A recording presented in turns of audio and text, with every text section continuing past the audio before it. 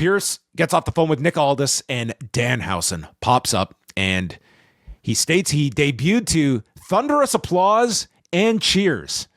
And he makes a bunch of demands, including a Hall of Fame induction, and he wants his face on all of the trucks. The Judgment Day enter, and Pierce introduces them all, and Danhausen doesn't know JD's name, and they tell him to beat it, and Danhausen puts a curse on Dominic. Mm-hmm. I think having fun and acknowledging the boos in his way by claiming that there was thunderous applause and cheers is a great way of owning it and like essentially moving on. You've diffused it. So now it's like LA Knight on Instagram with the slip. Did you see that? Oh no, what did Knight say? I haven't been on social media. He just made a crack about it. Like he just said, he was like, yeah, it happens, but even when I fall, I land on my feet. And he just like laughed it off, and I'm like, "That's it. Like, good for you. It doesn't have to be a big deal." So. But with Danhausen in particular, like almost like kind of like having like a lame, introduction, like a failed introduction, one can even say, it kind of works for the character, and I thought they played it off really well here. And like him, claiming that he wants a Hall of Fame induction as a result of that, I think it worked well. And I love the fact that they don't seem to be changing the character or like putting their hands on the character at all. Like he's kind of keeping everything that's quirky and weird about him, including the teeth. And I think they're putting that like WWE polish in that you're getting like an introduction to him. Like this felt like just a way to give you a sense of the personality and like what the gimmick is. He puts curses on people, he carries teeth, and he's somewhat obnoxious in voice. That might not be enough alone to appeal to people, but I think over time with segments like these and interactions with people like Dom, I think he'll get over to this audience. Certainly. Just keep this guy away from the Vision. They've got their curse. Maybe they should. True. Yes, you're right. Mm-hmm. Dominic and Penta for the IC title with Balor and JD at ringside. So Dominic has taken the Edge-O-Matic and created the Mullet-O-Matic. I'm not kidding. For Uncle Edge. Uncle Edge. And who kind of had a mullet at times in his career.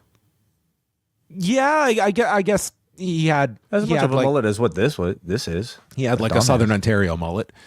So he charges at Penta. Both end up in the timekeeper's area, and he ties Penta's mask to the bottom rope. Then he starts ripping at the mask of Penta, knowing that this can be very successful on Raw.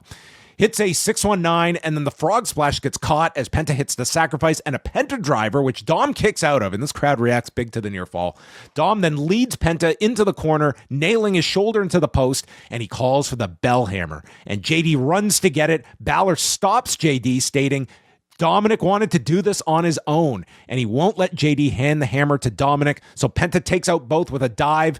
Penta ducks a 619, hits the Mexican Destroyer, and defeats Dominic for the IC title in 16 minutes and 25 seconds. Big pop for the finish, and for where they're going with Dominic and Balor, this made all the sense to do this kind of a finish. I really liked it with Balor stopping JD and continuing the cracks in the Judgment Day from this, and this is a good elevation, I think, for Penta to be at least attached to a belt and hopefully have something going into WrestleMania, something, mid-card worthy.